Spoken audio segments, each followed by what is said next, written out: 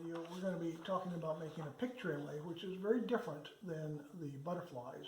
And if you remember this guy, we're going to make something that looks very similar to this.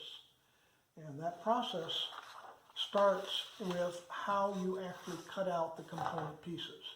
All right, here's the picture of the hummingbird, and what we want to do is inlay it into this piece. And so what we've got to do is we want to make sure that we cut out components using only the interior cuts. And as an example, on this hummingbird, there is going to be a cut here, and then we're going to put in a red piece of wood for the throat of the bird. But we can't cut this line because that line would be the line that actually inlays into that piece of sycamore.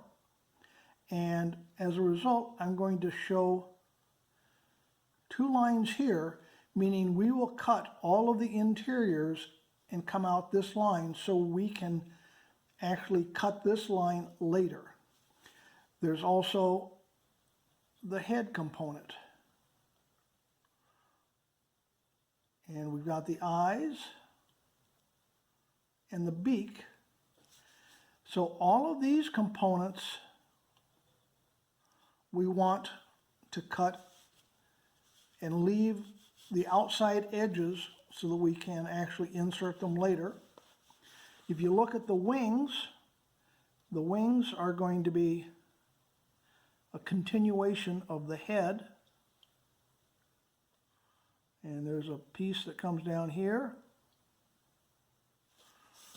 So all of this piece, except right here at that junction, all of this area in here will be left, and we're only going to cut this line. On the body portion, we have a dark line right there, and we will cut that in. But we don't want to cut at that junction. And then we have the body itself, and we have actually a cut for the feet, and at this point we have the tail sections.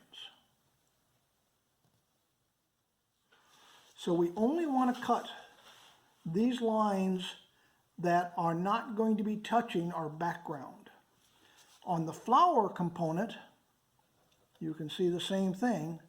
We will cut to there,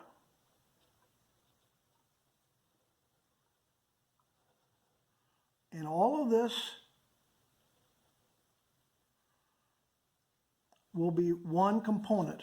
This is a little darker, so what we'll do is we'll cut that component in.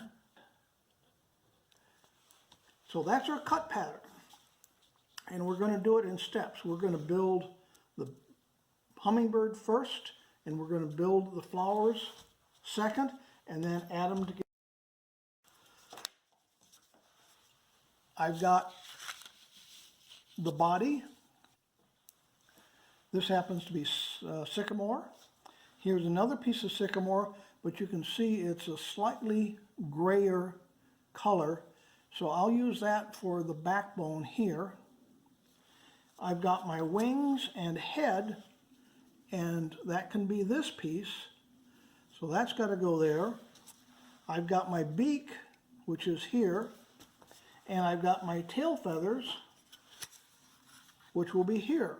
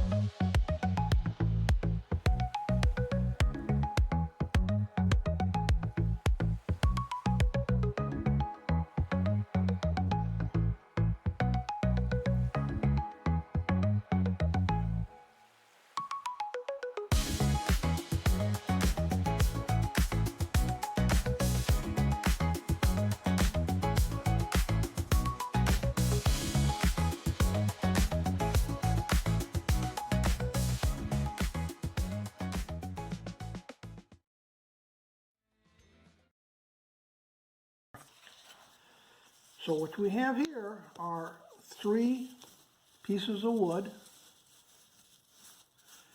and you can see that the grain on all of these is running in this direction. So when we build our stack, I want to make sure that my grain is in alternate directions. So if this one is going up, I'm going to put this one at an angle, and you can see that angle, and this one will be at right angles. And we'll glue that together, and we'll cut them out, which is what I've done in this stack. Flour, so I need to register that, and what I'm going to do is to use, okay, here it is.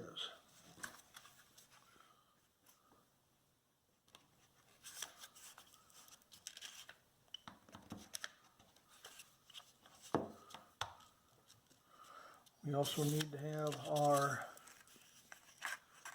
flowers, our leaves. I'm going to put that right there.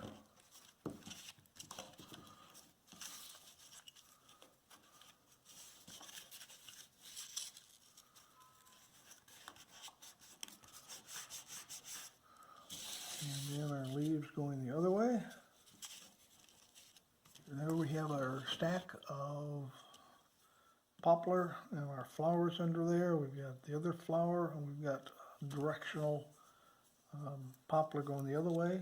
So that's our flower stack. Now it's time to go ahead and add the flower and hummingbird onto the background. We're going to use the paper method and glue the flower stack.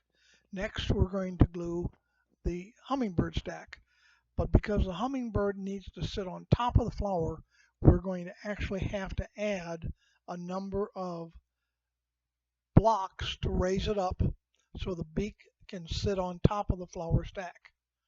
These are just simply wastes that will be cut away and thrown away later. We're adding first layer. And you can see it doesn't take long for the glue to hold. The paper really absorbs the glue and makes a very tight bond in a very short period of time. Now here comes the second layer. And now we're going to add the hummingbird stack. And there we have it, right there.